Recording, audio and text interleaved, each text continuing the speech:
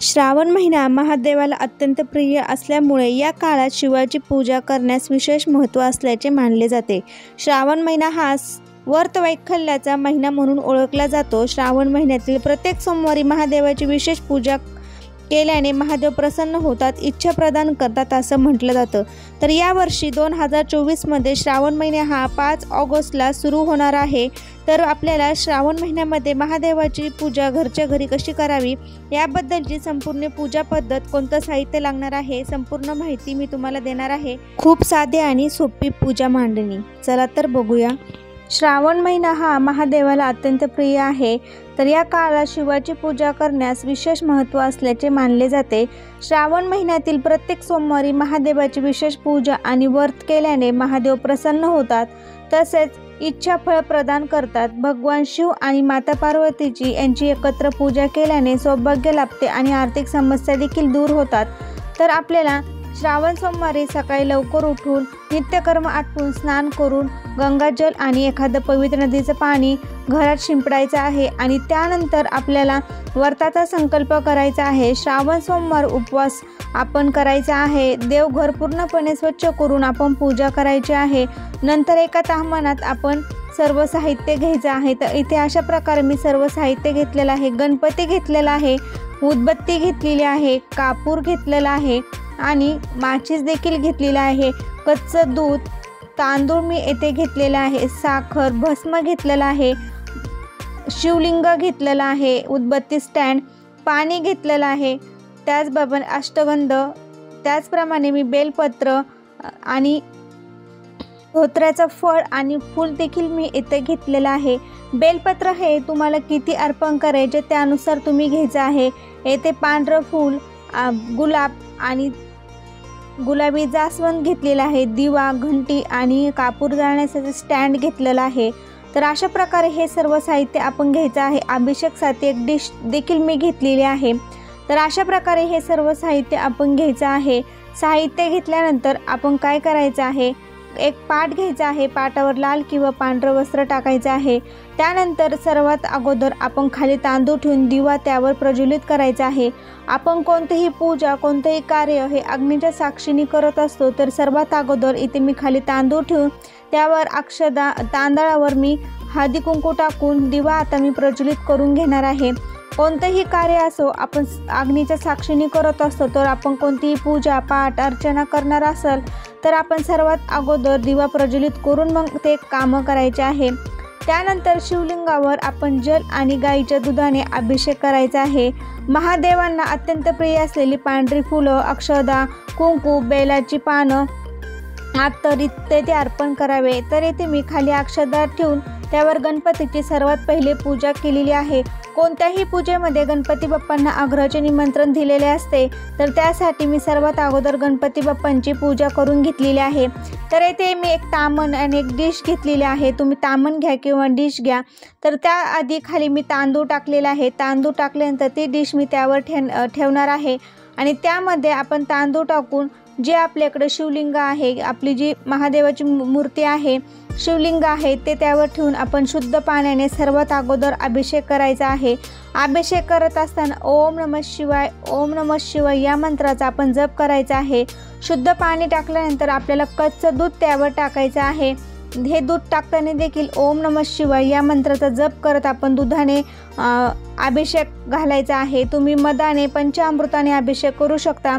तर इथे दुधाने अभिषेक घालून घ्यायचा आहे। दुधाने अभिषेक केल्यानंतर आपण परत शुद्ध पाणी टाकून जी महादेवाचं शिवलिंग आहे ते चांगल्या प्रकारे स्वच्छ धुवून घ्यायचं आहे आणि धुवून घेतल्यानंतर ते आपल्याला चांगलं कोरडं करून देखील घ्यायचं आहे। महादेवाला प्रिय असलेल्या गोष्टी तुम्ही अर्पण करू शकता। तर आपल्याला पूजा करत असताना ओम नमः शिवाय या किंवा ओम नमः शिवाय किंवा महाशिवाय सोमय नमः या मंत्राचा जप करत आपल्याला अभिषेक करायचा आहे। शिवलिंग त्याचप्रमाणे आपण या दिवशी म्हणजे प्रत्येक सोमवारी आपण शिवमूठ देखील अर्पण करत असतो। तर ते देखील मी तुम्हाला सांगणार आहे। शिवमूठ अर्पण करताना आपण काय म्हणायचं आहे तर याचा देखील मी तुम्हाला सांगणार आहे। तर इथे मी अशा प्रकारे स्वच्छ ही महादेवाची पिंड आहे ती स्वच्छ करून घेतलेली आहे। परत मी त्या ती डिश स्वच्छ करून त्यामध्ये ही ताम्हाणामध्ये ही आपली जी महादेवाचं शिवलिंग आहे ते मी ठेवून घेतलेलं आहे। ते ठेवल्यानंतर सर्वात अगोदर महादेवाला प्रिय असलेली गोष्ट म्हणजे आपण भस्म लावून घ्यायचं आहे। तर भस्म आपण 2 बोटांनी महादेवाच्या मस्तकावर लावायचं आहे। तर अशा प्रकारे तुम्ही भस्म महादेवाच्या डोक्यावर लावून घ्यायचं आहे। आपण हळदी कुंकूचा वापर करायचा नाही, तर महादेवांना प्रिय असलेला आपण भस्मच लावून घ्यायचं आहे। तर भस्म लावल्यानंतर तुम्ही शिवलिंगावर बेलपत्र, तुम्ही जर धोत्र्याचं फूल फळ आणलेलं असेल तर ते अर्पण करायचं आहे। पांढरं फूल अर्पण करायचं आहे। तुम्ही 108, 11, 21 असं विषम संख्येमध्ये बेलपत्र देखील अर्पण करू शकता, तर ते अर्पण करायचं आहे। धूप दीप अगरबत्ती लावून घ्यायची आहे। त्याचप्रमाणे आपण बेलपत्र तुम्हाला मिळतं 11, 21 अशा प्रकारे तुम्ही बेलपत्र अर्पण करायचं आहे।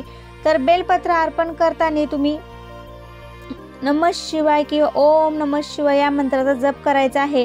तर हे बेलपत्र अर्पण करत असताना उलटा आपण बेलपत्र अर्पण करायचं आहे। जी गुळगुळीत साईड आहे ती आपल्याला पिंडीवर करायची आहे आणि जी वरची साईड आहे खरबुडी साईड ती वर करायची आहे, म्हणजे उलट्या प्रकारे बेलपत्र आपण अर्पण करायचं आहे। पूजा करताना ओम महाशिवाय सौम्य नमः या मंत्राचा जप करायचा आहे। ओम महाशिवाय सौम्य नमः या मंत्राचा तुम्ही जप केला तरी चालेल। हा मंत्र तुम्हाला अवघड वाटत असेल तर तुम्ही ओम नमः शिवाय या मंत्राचा जप करायचा आहे। 108 वेळा तुम्ही या मंत्राचा जप करायचा आहे। जोपर्यंत तुम्ही बेलपत्र अर्पण करत आहात तोपर्यंत ओम नमः शिवाय या मंत्राचा जप करायचा आहे। तुम्ही धोत्र्याचं फूल फळ देखील महादेवाला अत्यंत प्रिय आहे, तर ते देखील तुम्ही अर्पण करून घ्यायचं आहे। तर अशा प्रकारे हे अर्पण करून झाल्यानंतर आपल्याला आता सर्वात अगोदर शिवामूठ अर्पण करायचे आहे। शिवामूठ अर्पण करत असताना आपल्याला अंगठा हा उभा ठेवायचा आहे आणि तुम्ही तांदूळ वल्ले करून घेऊ शकता, किंवा शिवामूठ अर्पण करत असताना तुम्ही त्यावर थोडं पाणी देखील सोडायचं आहे, किंवा तुम्ही तांदूळ शिवामूठ अर्पण करतानाच वल्ले करायचे आहे, किंवा तुम्ही शिवामूठ अर्पण करताना तुम्ही तांदूळ आणि वरतून पाणी देखील सोडायचं आहे। तर शिवमूठ अर्पण करताना आपल्याला असं म्हणायचं आहे, शिवा शिवा महादेवा माझी शिवामूठ ईश्वर देवा मनातल्या इच्छा पूर्ण कर रे देवा असे 3 वेळा तुम्ही शिवमूठ अर्पण करताना म्हणायचं आहे। शिवा शिवा महादेवा माझी शिवामूठ ईश्वर देवा मनातल्या इच्छा पूर्ण कर रे देवा असे 3 वेळा तुम्ही म्हणायचं आहे। आणि त्यानंतर तुम्ही शिवामूठ अर्पण केल्यानंतर मनोभावे नमस्कार करून तुम्ही शिवलीला अमृत 11 वाद्यवाचा किंवा तुम्ही ओम नमः शिवाय या मंत्राचा जप करा। त्यानंतर आरती करून प्रसाद सर्वांना वाटा। त्यानंतर तुम्ही मनोभावे डोकं टेकून नमस्कार करायचा आहे। या वर्षी 5 सोमवार आलेले आहेत, तर शिवामूठ कोणत्या कोणत्या आहे? पहिल्या सोमवारी तांदूळ, दुसऱ्या सोमवारी तीळ, तिसऱ्या सोमवारी मूग, चौथ्या सोमवारी जवस आणि 5वा सोमवार आलेला आहे, तर सातू आपल्याला अर्पण करायचे आहे। तर अशा प्रकारे या वर्षी आपल्याला 5 शिवामूठ अर्पण करायचे आहे। तर इथे मी धूप दीप अगरबत्ती ओवाळून घंटा वाजवून घेतलेली आहे आणि तुम्ही दिवसभर उपवास करायचा आहे। संध्याकाळी देवाला बेल वाहून उपवास सोडवावा। 5 वर्षानंतर या व्रताचे उद्यापन करावे। तर अशा प्रकारे येथे मी धूप दीप अगरबत्ती ओवाळून घेतलेली आहे। सगळीकडे फूल वगैरे अर्पण करून घेतलेलं आहे। थोडीशी सजावट देखील करून घेतलेली आहे।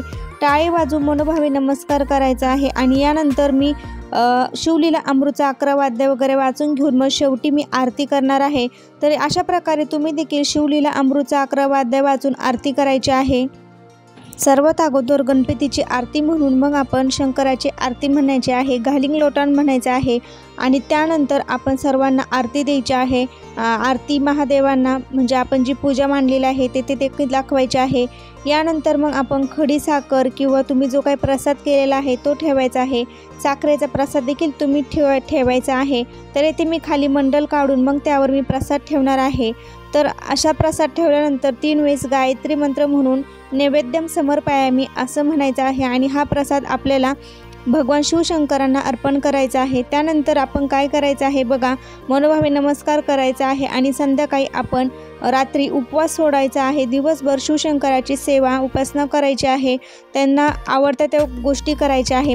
तर यावर्षी 5 ऑगस्टपासून श्रावण महिन्याला सुरुवात होणार आहे। तर यावर्षी असा योगायोग आलेला आहे की श्रावणी सोमवार हे 5 श्रावणी सोमवार आलेले आहे।